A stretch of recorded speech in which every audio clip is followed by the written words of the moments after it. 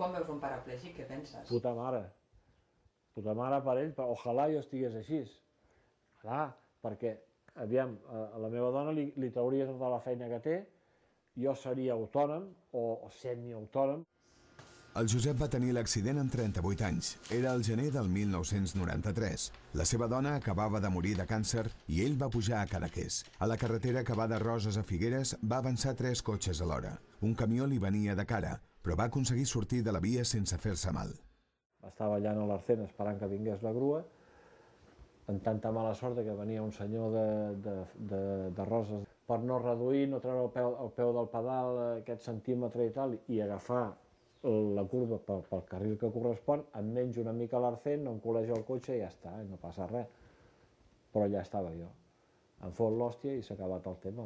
Jo parlava amb els metges, infermeres, saladors que em tiressin per l'escala avall. Volia morir-me, evidentment, perquè clar, d'haver estat el que havia estat, policia, karateca, submarinista i tal, s'ha acabat el tema i que no pots bellugar-te, bueno, i és més que al principi dels principis jo no bellugava res, jo era un tedre com aquest que tu has dit, que només al cap. Després, mica en mica vaig començar tal, fins que he arribat a lo que he arribat. Les mans no són funcionals, jo agafar això d'aquesta manera no puc. Què passa? Que té aquest rebordon aquí, que aleshores al pujar, clar, que queda agafat.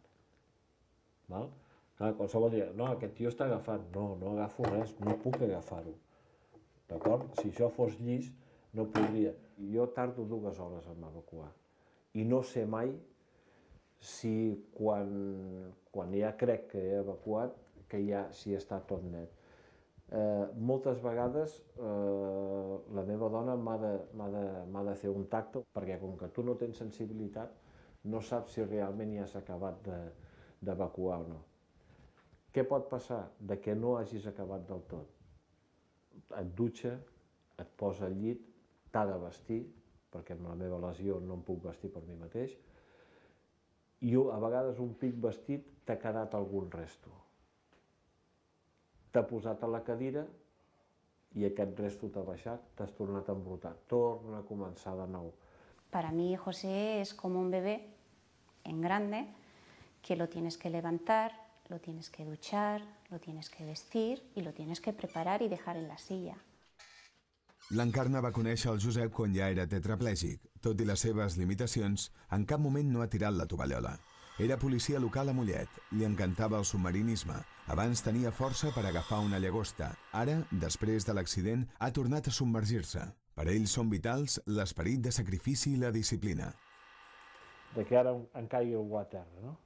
Doncs ara jo intentaré agafar-lo per mi mateix.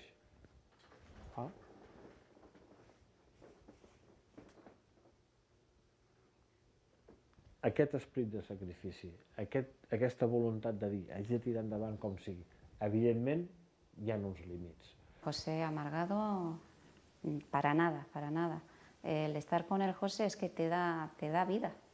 Sí, porque es que cada día es... O sea, el día a día es lo mismo, pero con él el día a día es diferente. Porque siempre está diciendo paridas, siempre te está haciendo reír. La discapacitat del Josep no ha aconseguit fer-lo quedar a casa. Té l'agenda molt plena.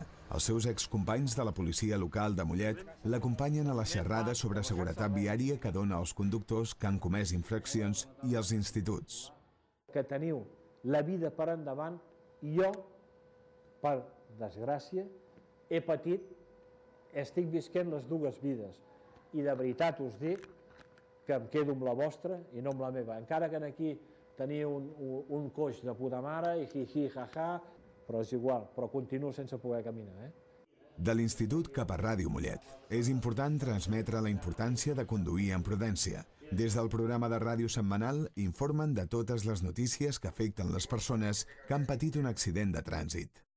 Stop Accidents, la primera associació d'ajut als afectats de la violència viària, ha posat en marxa el número 902 108 983.